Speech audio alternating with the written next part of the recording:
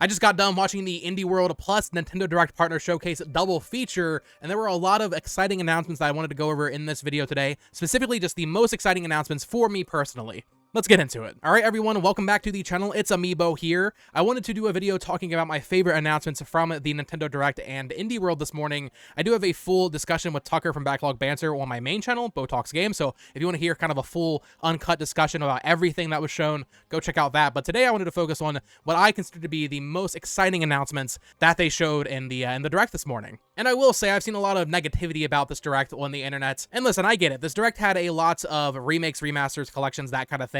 But I love collections. I love having more of gaming history brought forward to modern platforms. So to have all of these older games coming to Switch for the first time and giving me a chance to play them for the first time, or giving other players a chance to play them for the first time, that's nothing but a good thing in my opinion. Yeah, there wasn't like any big first party announcements. It was a partner showcase. And yeah, there really wasn't anything major from third parties in terms of like the bigger franchises, but there was some really cool niche stuff that I'm very interested in. So I've kind of ranked these out roughly in terms of like the most exciting announcements. So we'll go through starting at number 1. This one was a little deflating for a reason we'll get into, but Yakuza Kiwami finally coming to the Nintendo Switch. I got into Yakuza last year. I've played 0 and Kiwami, so I still have quite a ways to go to get caught up, but Yakuza on Switch is something I have always wanted. I've always wanted to have the Yakuza series on my Switch, so to finally see Sega doing that is very exciting. It comes out October 24th. I don't believe we know the price yet, but Yakuza finally on Switch. It's been a meme for years about how they said Nintendo consoles were for kids or whatever, but no more of that. Yakuza finally coming over. But it's only the first game. This is so weird to me because I was under the impression they were waiting for the Switch 2 because they were waiting so long. It took so long to get Yakuza Kiwami on the Switch. But the fact that it's only the first game, it just feels very weird. Especially when 0 is like the game you should play first. You should play 0 first. So to only get Kiwami, I assume that means they're going to trickle out all of these games slowly. Who knows for how much? I'm guessing this is going to be like a $40 game by itself, which I'll pay that. I'll replay Kiwami on Switch. I'll get the physical copy if they do one. But it just feels weird to only do one game. If you remember back in 2018 when they announced the Final Fantasy series was coming to Switch, that was such a great announcement because they announced them all back to back. They were like, okay, World of Final Fantasy.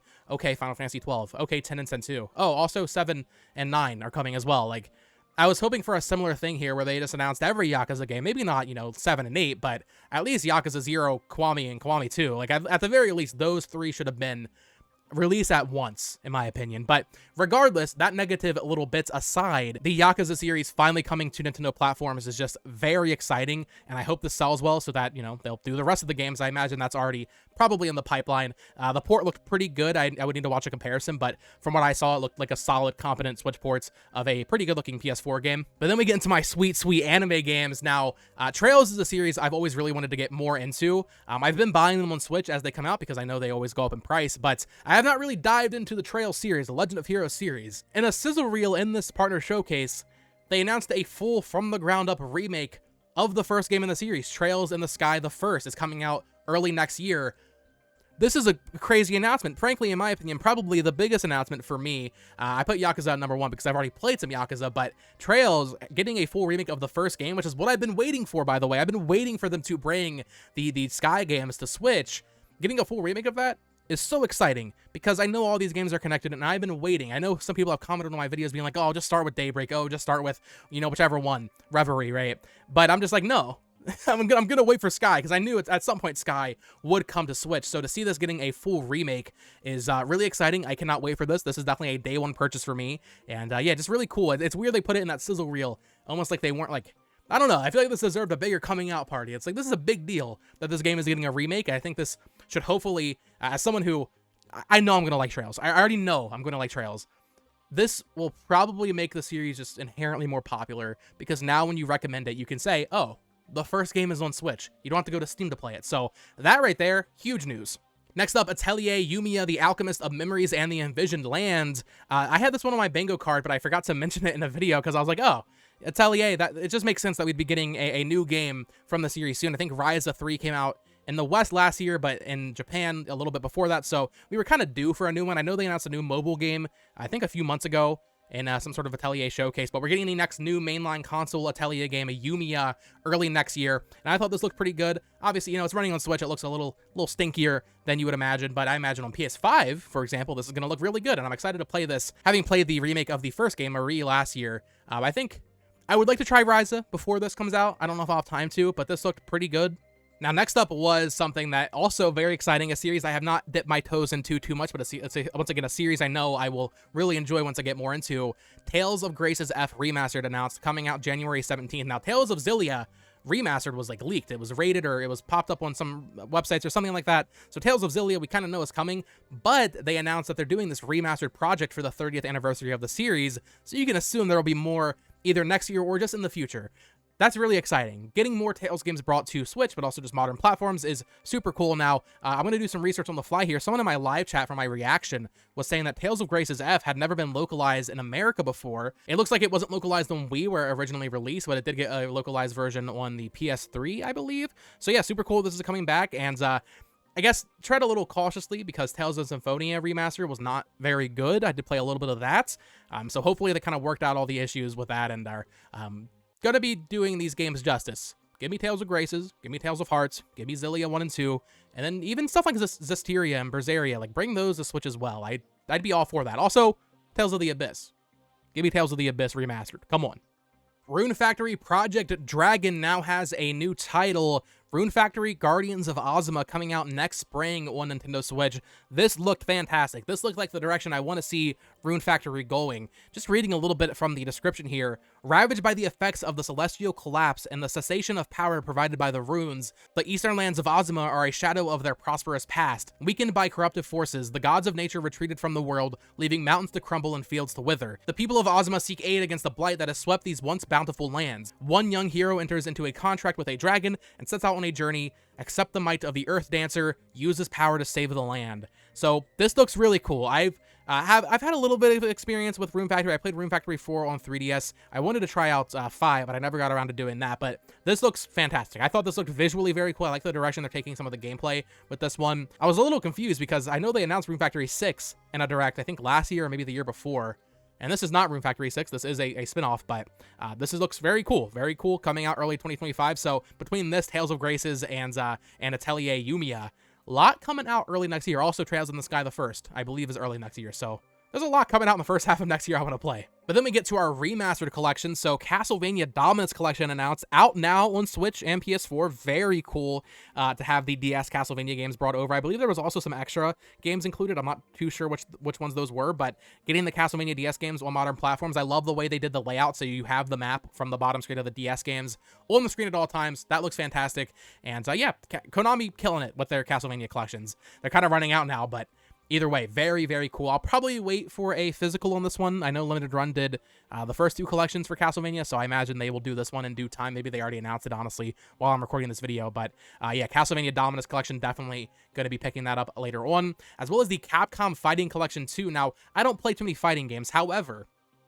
looking at this collection and the lineup that is in it, this looks awesome, man. I wasn't expecting them to announce another Capcom Fighting Collection so soon, but looking through the list of games included here, we have Project Justice, Capcom vs. SNK 1 and 2, Capcom Fighting Evolution, Street Fighter Alpha 3 Upper, Plasma Sword, and then Power Stone 1 and 2, which I feel like are the biggest ones here. Getting Power Stone 1 and 2 on modern platforms is huge. That's so cool. I love what Capcom's been doing with all of their collections, so to have this announced and to get a release date for the Marvel collection coming out digitally September 12th, so very soon, but then also physically in November, they're killing it, man. And this new one comes out in 2025. So yeah, another Capcom Fighting Collection for the Switch, but that is totally in for that. That's awesome. We did finally get a proper release date for Suikoden 1 and 2 Remaster from Konami. I've been waiting for this. I've always been interested in the Suikoden series, so that's coming out on March 6th. Very excited for that.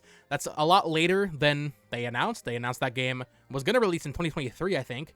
So hopefully they took their time and cooked, I guess. There better not be any issues with this game with how long it's been since it was supposed to come out, but that's something I'll be very excited for. Once again, another early game coming out next year, which getting a little worried already, especially if the Switch 2 is anywhere near next spring, because that's a lot of games coming out. And then we go to the indie world. So that was it for the partner showcase that I was like really interested in. And there were some other things like Tetris Forever getting a collection's pretty cool.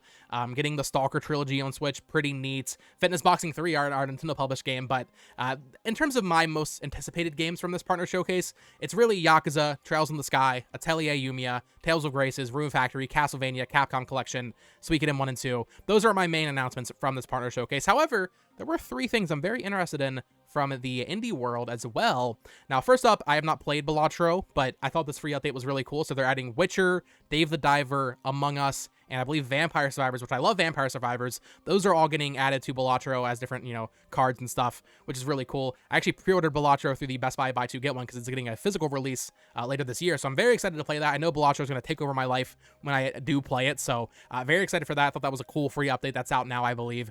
But then the two games that were announced that I'm very excited to play, actually both of them are out today, but one of them I'm going to play by right now is Peglin. Now, I love Peggle. Peggle is like one of my favorite things ever. I freaking adore Peggle from PopCap back when playing on my PC back in the day.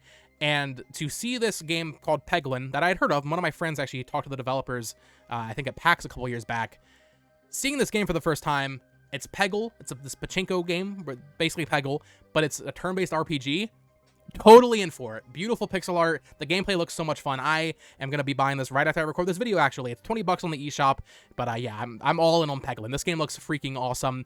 But then I think, for most people, probably more importantly, Pizza Tower ended the indie world, and Pizza Tower has been highly anticipated to come to Switch for a very long time, and I'm very excited to finally play this game. If you aren't familiar with Pizza Tower, it's like a Wario Land game on acid, I guess is the easiest way to explain it, but this game looks fantastic. Out now on Switch. I'm not sure what it costs. I will probably wait for the physical. Fangamer already announced they're doing a physical release for this, so I think I'm going to wait for that to play this game. I've already waited long enough. I might as well keep waiting a little bit longer and just get that physical release, which I assume will come out either later this year or early next. But yeah, Pizza Tower coming to Switch. It's out now. Very, very exciting. And in general, I think both of these showcases were pretty strong, at least for me. Indie World, inherently, I always play less indies than like bigger third-party things. I know I'm pretty bad about that. I need to play more indies. There were some other things like Morsels look pretty cool. I believe it was like Moth Cubit looked pretty interesting, kind of like an Undertale style game with like a bunch of different genres mashed in. That looked cool. But in terms of the games I'm most excited for, it really is those 11 things, or I guess 10 things if you want to remove the Batro update, which I thought was neat. But I thought it was a pretty strong showing for both of these showcases, and there's just a lot more games I'm excited for to play over the next 6 months. I mean, I was already kind of stacked on games in the holiday period, but now the early months of 2025 are starting to really fill out with a lot of these anime games, which I know are not for everybody, but man, I want to play more Atelier. I want to get into Trails. I'm going to play that Rune Factory game. That looked pretty good. Tales of Graces looks very good. There's a lot to play. There's a lot of games coming out that I'm excited for. So let me know your thoughts down in the comments below. What games from the indie world and the partner showcase are you most excited for? What were your standout announcements? For me, I thought it was pretty exciting. Of course, subscribe here for more Nintendo Switch content. This is not really the type of content I'm doing on this channel, but I figured it would fit better here because I'm geeking out about these very niche anime JRPGs. I figured this audience right here would appreciate discussion on these games more than the main channel audience, which is all Switch 2 brained and Nintendo speculation brain. So I figured when I'm covering smaller stuff like a Rune Factory or a Tales of game, maybe posting it on this channel might make more sense. But either way, let me know your thoughts down in the comments below. Of course, subscribe here, check out the main channel, follow me on Twitter at BoTalksGames, and until next time, folks, peace.